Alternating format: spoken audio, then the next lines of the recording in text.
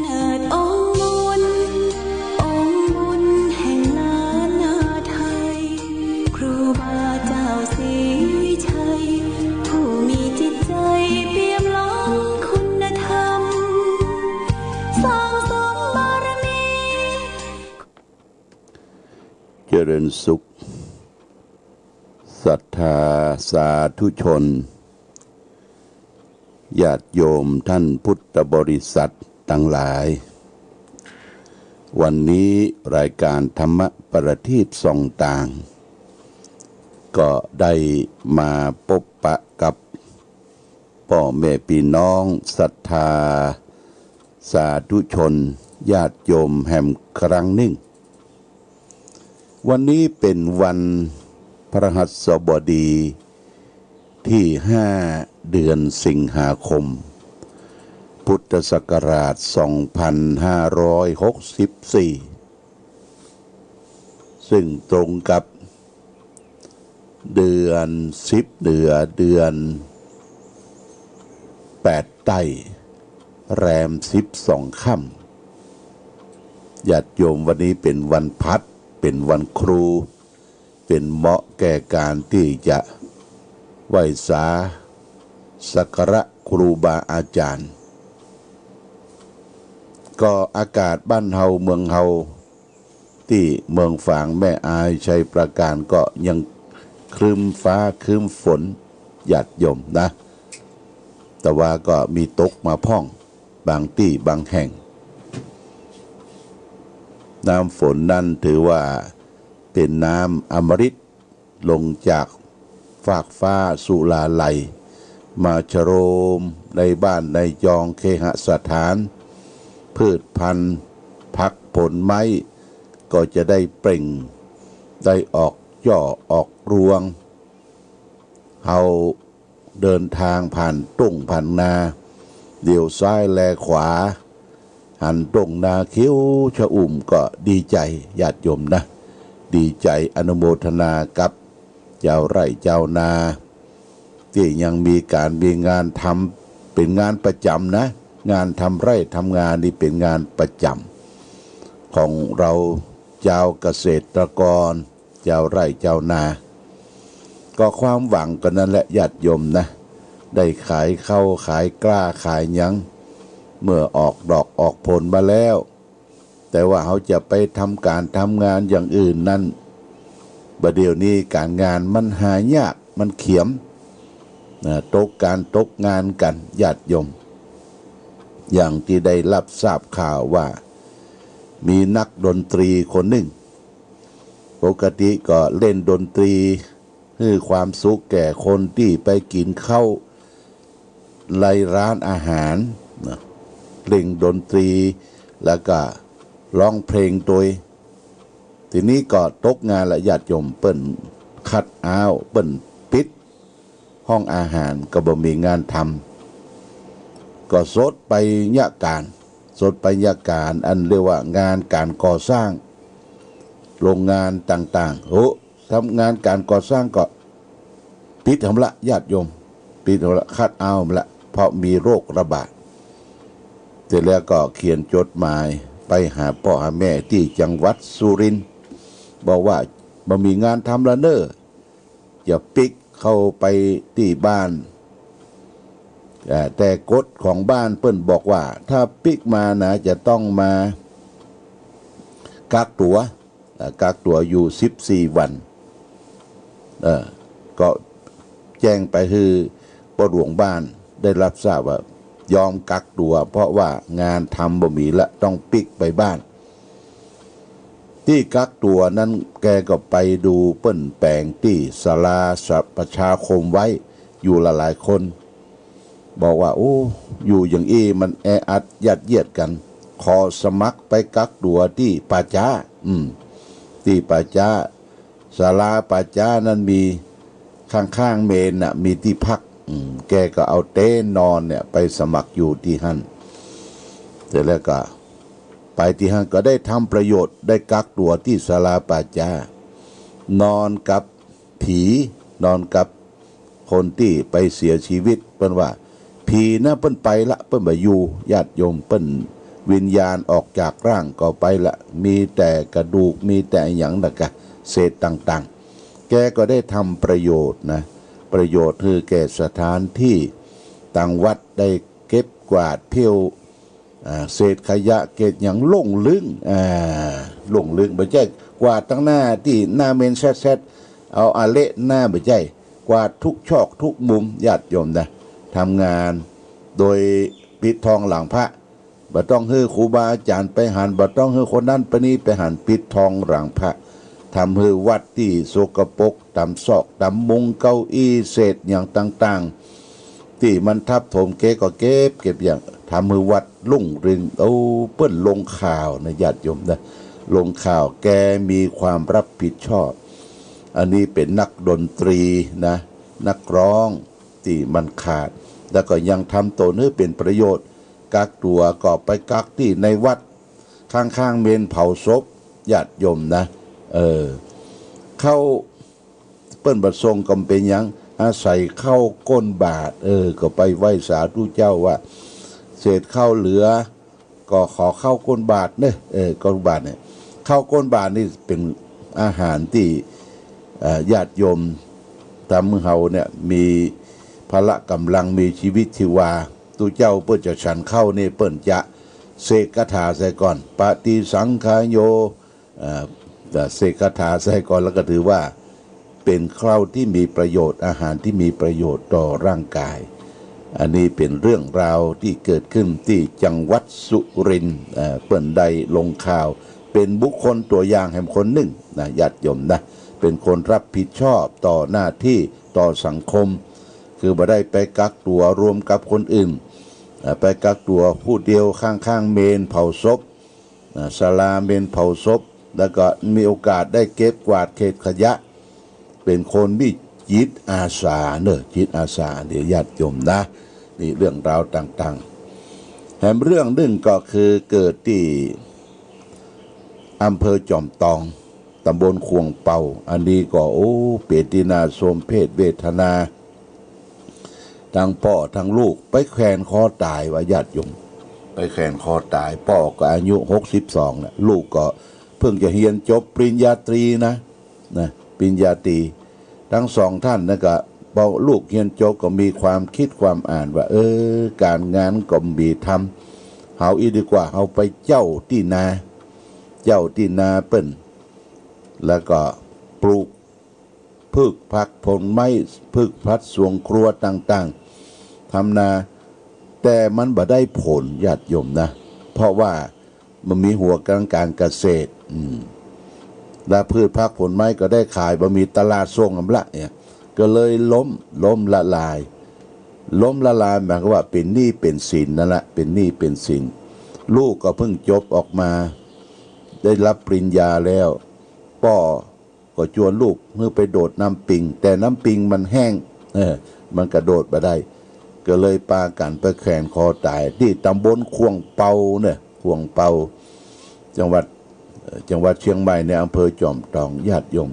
อย่างนี้บาส่งเสริมที่จะทำลายชีวิตตัวเก่าตัวเองพระพุทธเจ้าว่ากิจฉามนุสสะปฏิลาโภการได้เกิดมาเป็นมนุษย์เนี่ยเป็นบุญญาราภอันประเสริฐแล้วนะบ่ฮู้ว่าชาติใดหนใดที่เขาจะกลับมาเกิดเป็นมนุษย์แถมนะมีบ่ฮู้นะแต่ว่าโอกาสที่เขามีบุญมีกุศลได้สร้างสมมาในอดีตชาติมีศีล5บริสุทธิ์ผุดผ่องได้ทำตนเป็นคนที่ดีมีประโยชน์จึงได้เกิดมาเป็นมนุษย์เป็นคนนี่เป็นชั้นกลางนะญาติโยมเมืองมนุษย์เนี่ยเป็นชั้นกลางตั้งบนเฮาเป็นสวรรค์ตั้งรูปเฮาเป็นมรณกนี่ตามปุคราธิฐานชั้นกลางนี่เฮาก็จะไปที่ไหนก็ได้ถ้าวันไหนเฮาทำดี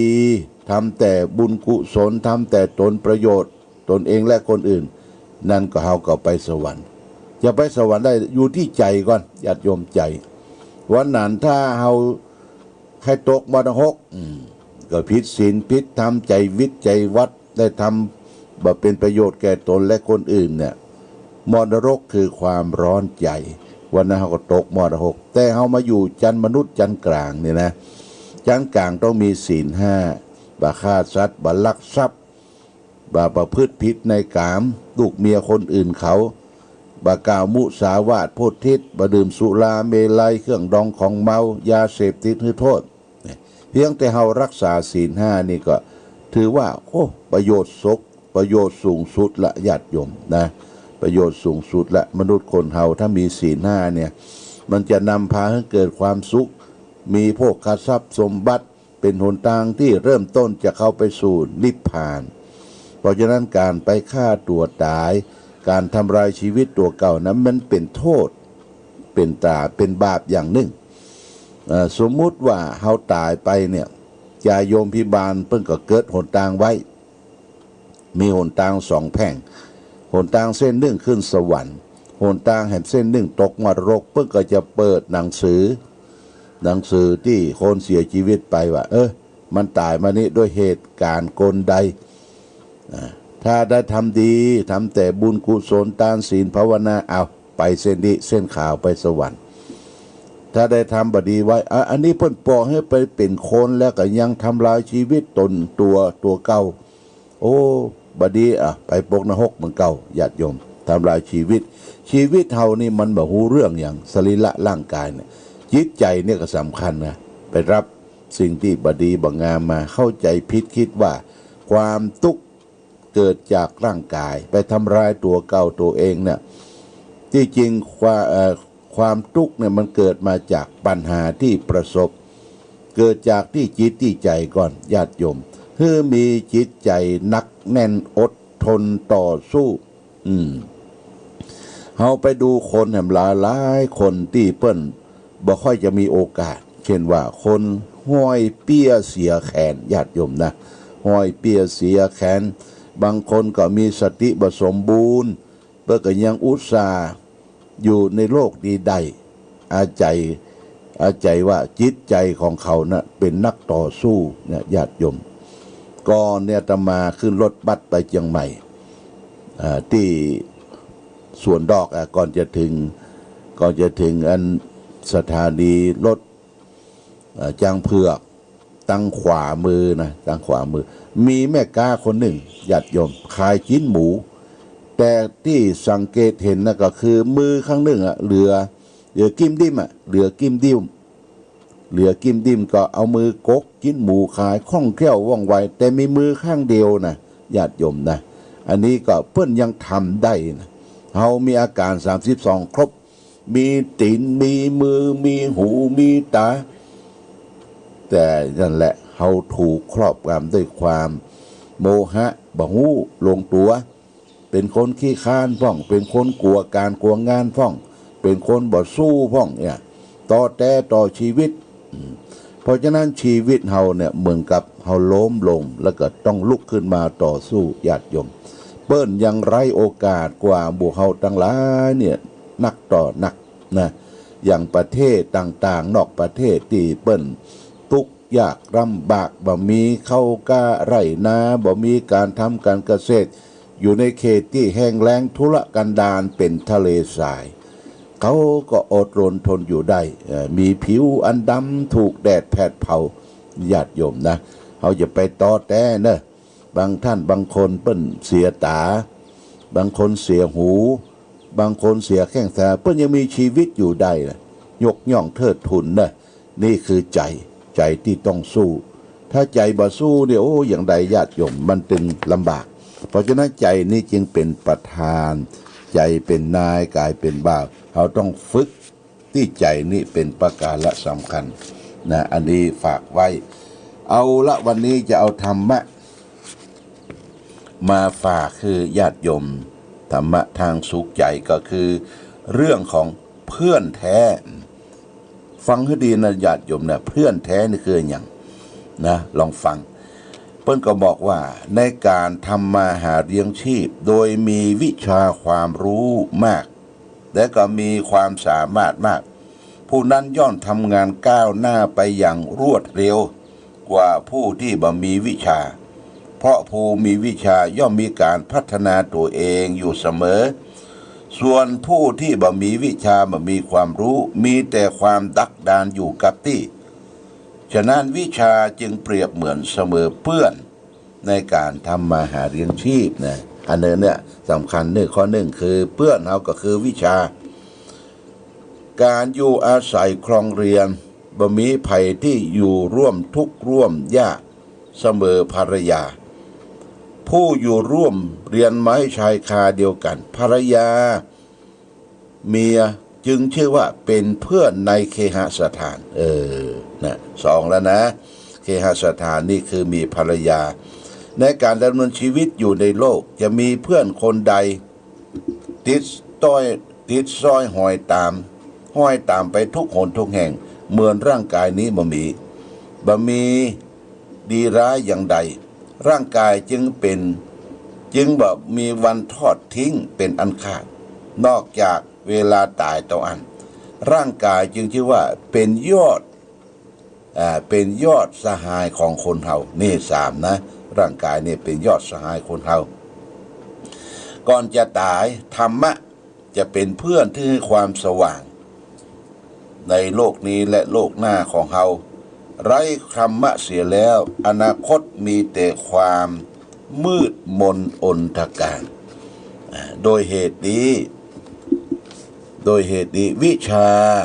ภรรยาร่างกายธรรมะจึงชื่อว่าเป็นเพื่อนแท้ของคนเฮาในโลกนี้ทุกคนวิชาเป็นเพื่อนเลี้ยงชีวิตยามอยู่เรียนเมียสนิทเป็นเพื่อนร้อนร่างกายสหายติดตามทุกข์ยากนาธรรมะหากเป็นมิตรสอนเมื่อโมยอาสันนี่เป็นโลกกนิตนะที่ฝากไว้ญาติโยมนะเพื่อนแต่เฮาก็มีวิชามีภรรยามีร่างกายและสุดท้ายก็ธรรมะนี่เป็นเพื่อนแท้ฝากไว้เน้อญาติโยมเป็นข้อคิดสะกิดเตือนใจอันนี้เพื่อนแท้ก็เขาก็สุดท้ายสิ่งสำคัญก็คือธรรมะคือได้ฟังธรรมะปฏิบัติธรรมไหว้พระสวดมนต์กันเป็นวันเป็นคืนเป็นประจำในญาติโยมนะเอาละก่อนจากกันโมทนาสาธุกับญาติโยมที่ได้หอมสตุ้งสตางค์ปัจจัยเป็นค่าไฟฟ้าสถานีของคณะสงฆ์อำเภอฝางของวัดพระบาทอุดมในญาติโยมนะประจำเดือนสิงหาเนี่ยสิงหาก็มีนายสมคิดนางจอมสดใสนะนี่บ้านต้าสะแลได้ให้หอมเป็นกองทุนปัจจัยไว้248 บาทถัดนั้นมาหมายมีแม่พัดนออาสาบ้านสันทรายของน้อยได้ร่วมทำบุญแห่ม200 บาทตัดนั้นมาก็คือโยมวีนาพรงอมลพรมหจก.โชคยิ่งเจริญได้ทำบุญประจำเดือนค่าไฟฟ้าแห่ม2,000 บาทโมทนาสาธุขอให้ท่านทั้งหลายจงมีแสงสว่างแห่งดวงตาดวงใจและปราศจากสรรพทุกข์โศกโรคภัยอย่าได้มากล้ำมากายคิดอันใดให้ส่งความคิดความมุกมากความปรารถนาขอให้กุลพระศรีรัตนตรัยจงปกปักรักษาทุกท่านณโอกาสนี้พร้อมกันนี้ก็แจ้งข่าวการมรณกรรมที่บ้านสันปะคาก็คือมีโยมป่อของพระบดิกาสมจิตทิตธรรมโมเจ้าวาดวัดเสาหินได้เสียป่ออายุนายคำปันกันทิยะอายุได้62 ปีนะตั้งศพที่ลุ่มวัดคล้ายๆติดกับวัดสันเวียงมูลสันปะคาก็จะเสียศพในวันที่วันที่7เนี่ยญาติโยมนะคืนวันพรุ่งนี้อาตมาก็จะได้ไปเทศโปรดเมตตานายคำปันกันทิยะโยมพ่อของพระบดิกาสมจิตหรือตุปีเบิ้มเจ้าวาดวัดเสาหินภายหูจักมาคุณก็ไปเยี่ยมไปใจกันวันพรุ่งนี้จะเป็นคณะศรัทธาทุกหมวดทุกหลังคาเฮือนบ้านเสาหินก็ อย่าได้ไปเป็นเจ้าภาพในงานเทศน์งานสวดจึงขออนุโมทนามาณโอกาสนี้เอาละญาติโยมท่านสาธุชนวันนี้ก็ต้องขออำลาจากญาติโยมท่านสาธุชนไปก่อนขอความผาสุขความเจริญความมีธรรมปราศจากสรรพทุกข์โศกโรคภัยทั้งหลายทั้งปวงจงบังเกิดมีแก่ญาติโยมสาธุชนทุกท่านรายการธรรมประทีปส่องต่างต้องขอลาก่อนขอผู้ฟังจงตั้งมั่นจิตหันษาด้วยธรรมะขององค์พระพุทธาได้นำพาให้เกิดความสุขสงบเย็นขอเจริญพร